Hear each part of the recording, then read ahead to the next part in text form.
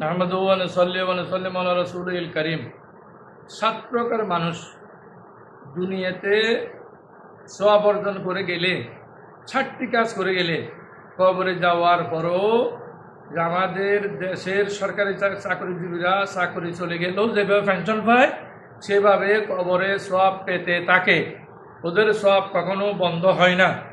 তো তন্মধ্যে এক প্রকার মানুষ হলো রসুল করিম সাল্লাল্লাহু তাআলা আলাইহি ওয়াসাল্লাম ইরশাদ ফরমাছেন, সাবুন ইয়াজরি লিল আবদি উজুরুহুল্লাহ ওয়া ফি কবরিহি বাদা মওতিহি। মৃত্যুর পরও 7 প্রকারের মানুষের সওয়াব জারি থাকে।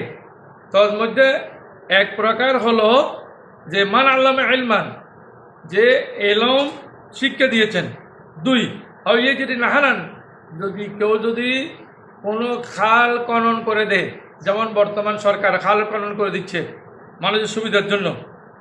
3 নম্বর হাফারা বিরান, অথবা কোনো কূপ খনন করে দেয় যেখান থেকে পানি উত্তোলন করে মানুষ পান করে।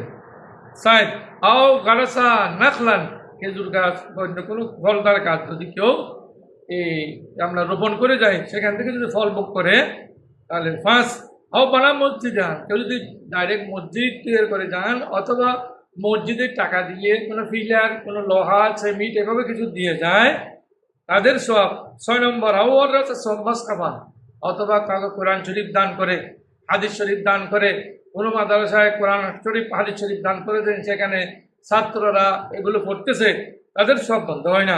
7 তোরাকা বলা দান, অথবা এমন সন্তান রেখে গেছে ইস্তাগফিরু লাহুন্না বাদা মৌতিহি, ইস্তাগফিরু লাহু বাদা মৌতিহি, মৃত্যুর পরে তার জন্য সন্তান দোয়া করতে থাকে, সে মহিলা হোক বা সে পুরুষ হোক, ছেলে যে হোক।